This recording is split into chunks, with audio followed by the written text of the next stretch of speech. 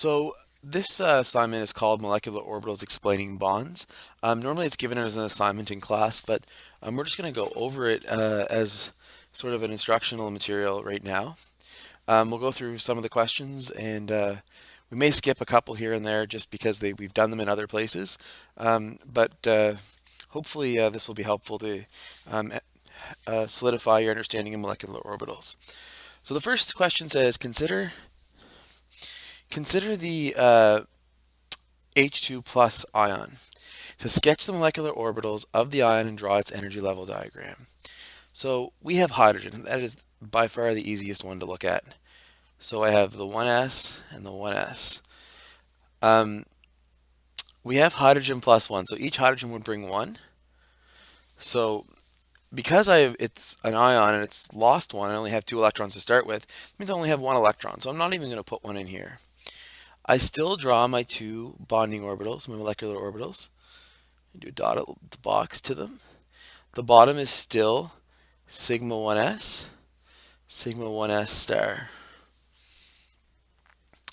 What I'm going to look at here is very simple. All I have to do is when I make the bonding, it's going to have 1 electron populating the lowest sigma bond, or basically the constructive interference one.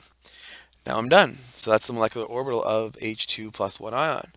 It says how many electrons are in the H2 plus 1 ion? Well, 1. That's pretty straightforward, just counting. The bond order is equal to 1/2 the number of bonding electrons. Take away non-bonding electrons. So, again, equals 1/2. 1 take away 0 equals 0.5 is the bond order. So it says, suppose that the ion is excited by light, so an electron moves from a lower energy to a higher one. What would you expect of the H2 plus 1 ion? Would it be stable or would it fall apart? So we're going to take this electron and imagine that it was promoted to the higher antibonding. Well, in that particular case, if you just look at our bond order, we would go from 1/2, 0 take away 1. We would end up with negative 0.5. And that doesn't make sense. A negative bond order means that the molecule is definitely not stable. So it would fall apart. And it would fall apart for that exact reason. We'd have a negative bond order.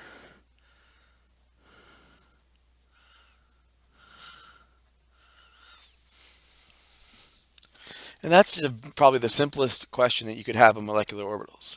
Nothing really changes as they get more complicated, but what does change a little bit is that you might have to deal with p's, and you just have to watch where they're going and where you're taking them from.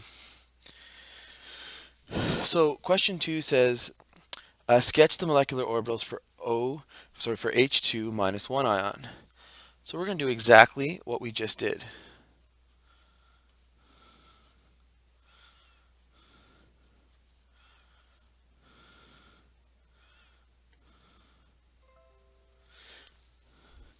And when we look at this molecule, or this particular molecular orbital, now we have an extra electron. So we had the 2 we started with, and because it's an ion, we have an extra one. So I'm just going to put that in orange. So it says sketch the molecular and draw its energy level diagram. So 1, 2, 3. When we talk about energy level, what we're looking at is that as you go up here, this is just increasing energy. The same would be for the one above.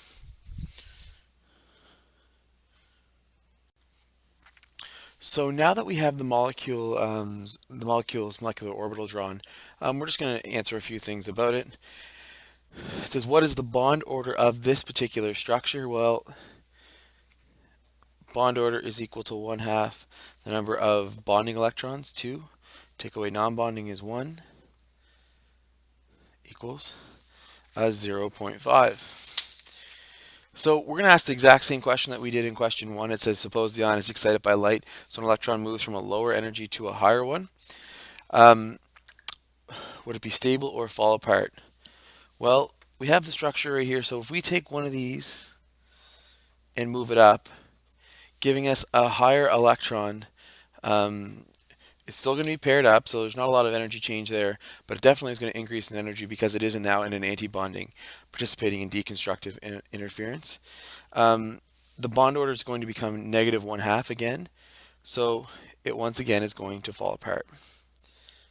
And that's again because the bond order is less than 0. That's all we really do have to explain this.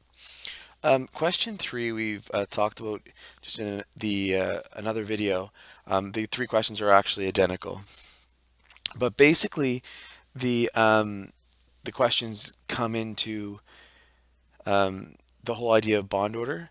If you do the molecular orbital diagrams for oxygen -2, the peroxide, and the superperoxide, you get a bond order of 1.0 and 1.5 for the superoxide.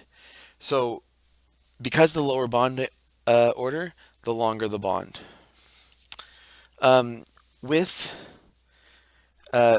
the one on boron, we simply had found that the molecule would have exhibited properties that it was paramagnetic, in other words, non-paired electrons, versus diamagnetic.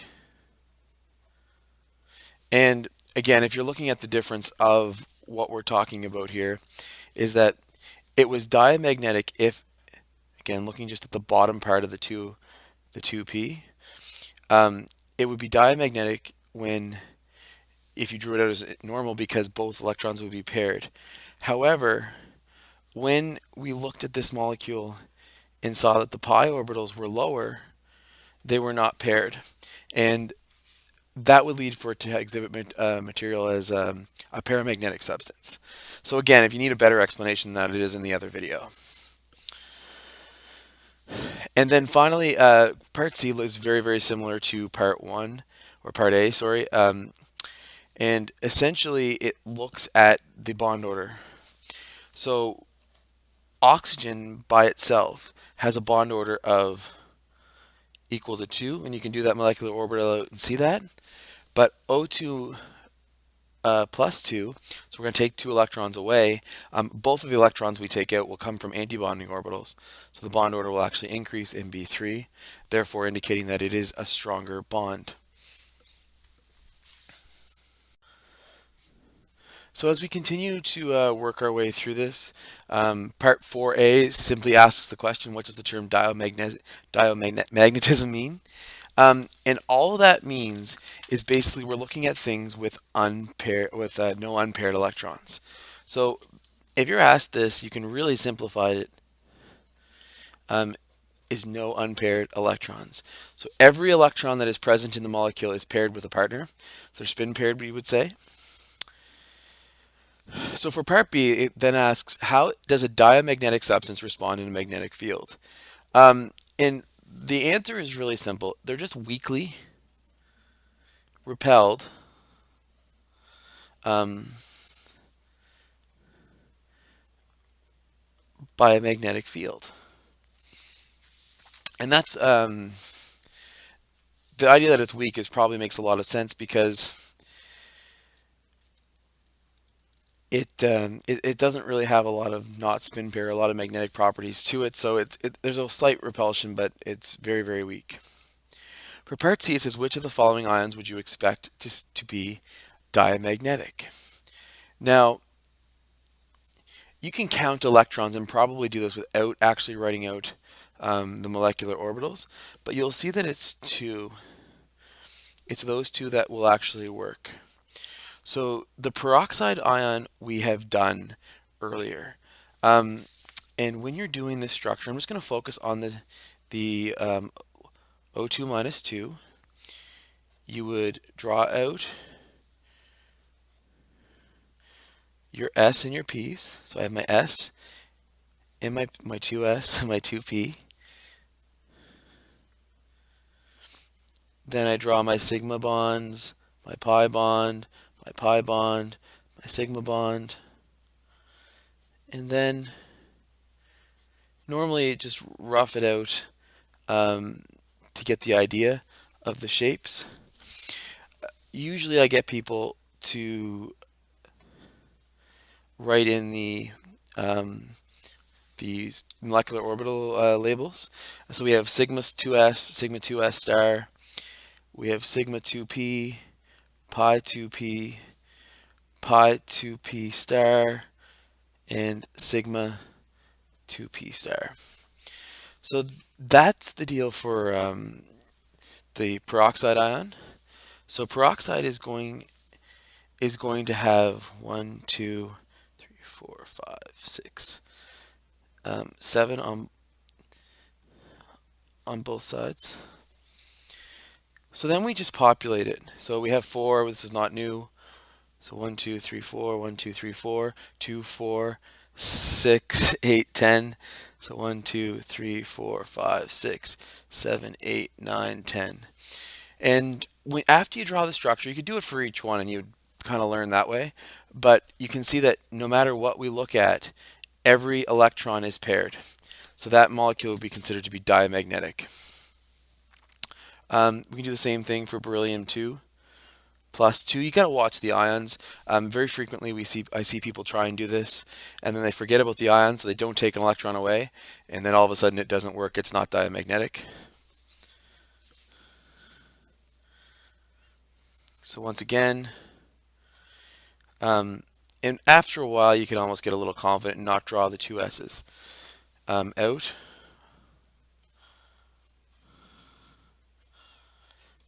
So I'm not going to write the labels, and the labels are the same as above, just to make our lives a little bit quicker here. So we have 2s,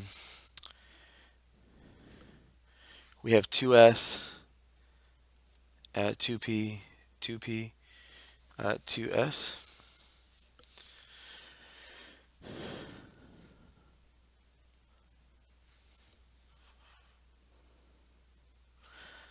So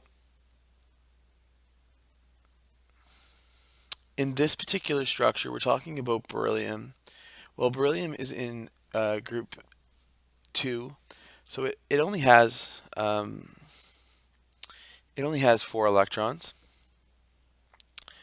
So in this particular case, we're going to see the actual overlap very likely taking place only in the 2s orbital. I have the 2p there. So remember beryllium's electron configuration, because we haven't done this one yet, is equal to 1s2, 2s2, and that's it. So normally we would have 2 electrons in here. So 2 electrons in here and 2 electrons in there. But we have a charge of +2. And a charge of +2 will lead us to have electrons only one being contributed from each side. So when we combine these, we end up with just electrons in the sigma 2s and absolutely none in the sigma 2s star. So once again, they're not unpaired, therefore we consider this substance diamagnetic.